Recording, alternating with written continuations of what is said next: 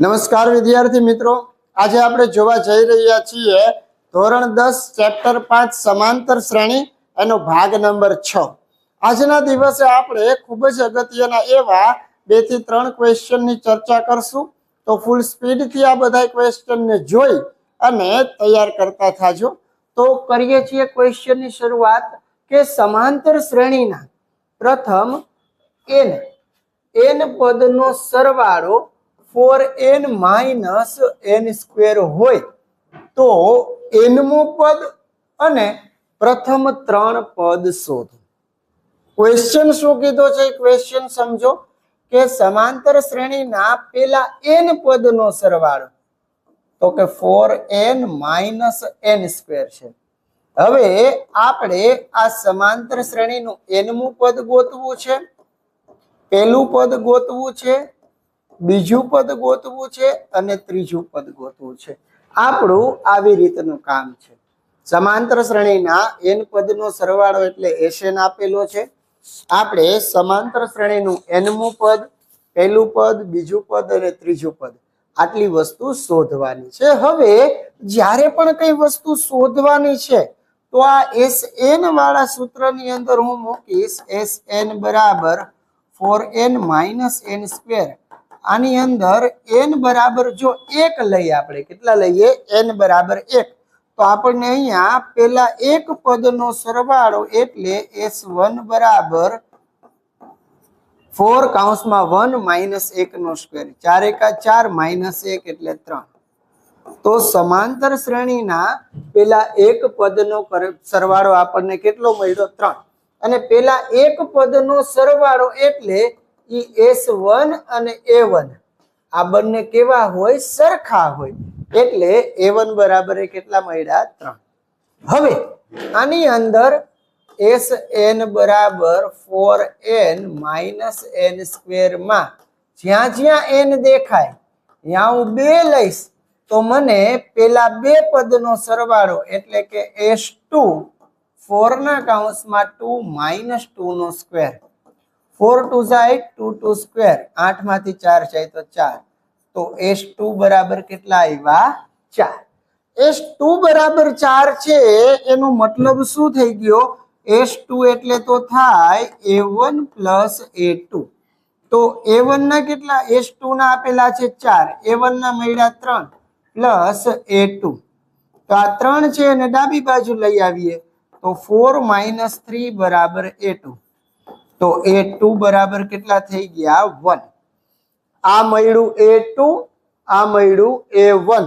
હવે એક વખત A1 અને A2 મળી જાય પછી તો બધી જ વસ્તુ મળી જાય।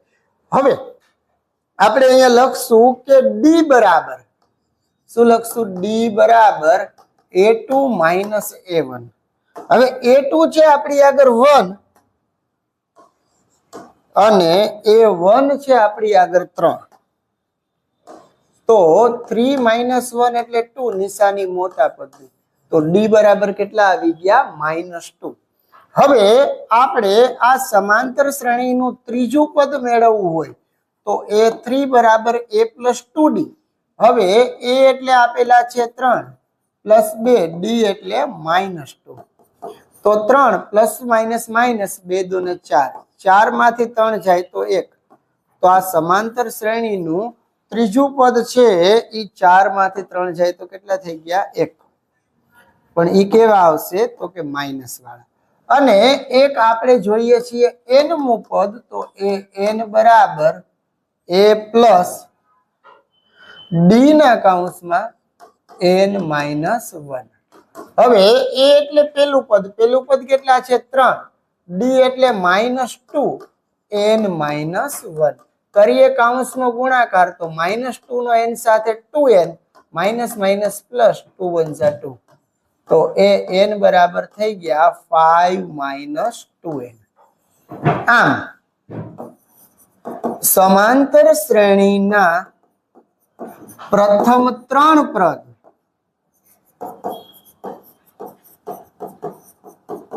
કયા કયા છે? A1 એટલે 3, A2 એટલે 1 અને A3 એટલે -1 તથા nમું પદ એ n બરાબર કેટલા છે તો કે 5 - 2n. ક્લિયર? આ થઈ ગયો તમારો જવાબ.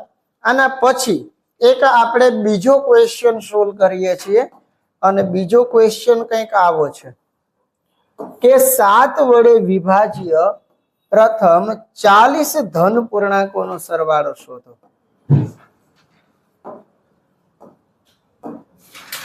બે ક્વેશ્ચન જોઈએ, એક સરસ મજાના છે. રકમ જોજો આખી સરસ. શું કીધું છે? 7 વડે વિભાજ્ય હોય એવી પ્રથમ 40 ધન પૂર્ણાંકોનો સરવાળો શોધવાનો છે. તો અહીંયા લખશું આપણે 7 વડે વિભાજ્ય પ્રથમ 40 ધન પૂર્ણાંકોની યાદી.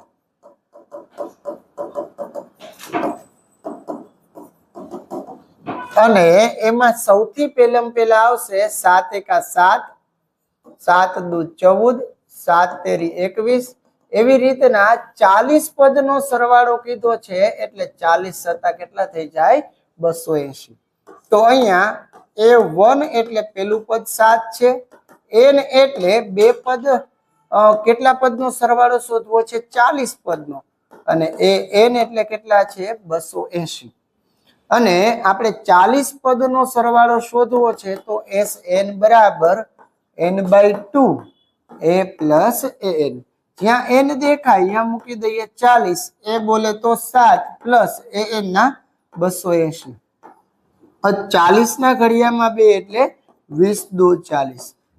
તો કે 20 ગુણ્યા 280 ને 7 કેટલા થાય? 287. 2 સત્તા 14 નો ચોકડો વધી 1, 16 ને 1 17 નો સાતડો વધી 1, 2 દુ 4 ને 1 5.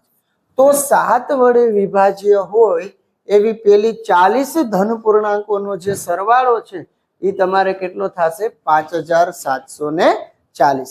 ત્યારબાદ એવો ને એવો એક ક્વેશ્ચન છે પણ થોડીક રકમ ચેન્જ છે. વસ્તુ એવી પૂછી છે કે 6 વડે વિભાજ્ય પેલી 40 ધન પૂર્ણાંકોનો સરવાળો શોધો. તો હવે આપણે જે શોધવાનું છે એ કેટલા વડે વિભાજ્ય શોધવાનું છે? 6 વડે. હવે 6 વડે વિભાજ્ય હોય એટલે 6 ના ઘડિયામાં આવે એવું. તો ઓલા ક્વેશ્ચન જેમ જ લખશું આપણે કે 6 વડે વિભાજ્ય પ્રથમ 40 ધન પૂર્ણાંકોની યાદી. અને આવા ક્વેશ્ચન ખાસ સોલ્વ કરજો જે પરીક્ષાની અંદર તમને ખૂબ જ કામ આવી શકે. તો યાદીમાં સૌથી પહેલા 6 એકા 6, 6 દુ 12, 6 તેરી 18 અને 40 6 કેટલા થઈ જશે? 240. પેલું પદ A1 ના 6, n બરાબર કેટલા પદ છે? 40. n છેલ્લું પદ કેટલા આપેલા છે? 240. આપણે જોઈએ છીએ Sn. તો n/2 a plus an. n બોલે તો 40 પદ, a બોલે તો 6, an ના 240. 40 એટલે થશે 20 દુ 2 થી 2 કટ થઈ ગયા તો 20 ગુણ્યા 246. 0 એમને 2 છેક 12 નો બગડો વધી 1, 2 ચોક 8 9, 2 દુ ને 4. તો થઈ ગયો તમારો સરવાળો અહીંયા 4920. ક્લિયર? તો આજના દિવસની અંદર માત્ર આપણે આ 3 ક્વેશ્ચન જ સોલ્વ કરીએ છીએ. 8 ક્વેશ્ચન બાકી છે એને એના પછીના એટલે કે આવતીકાલના લેક્ચરમાં સોલ્વ કરશું. ત્યારબાદ એક લેક્ચર તમને 1 માર્કનો રહેશે. તો આટલી વસ્તુ છે એને ફૂલ સ્પીડથી કવર કરી જાજો. ત્યારબાદ મળીએ આના પછીના લેક્ચરમાં. આપ સૌ વિદ્યાર્થી મિત્રોને કિશન સરના જય શ્રી કૃષ્ણ.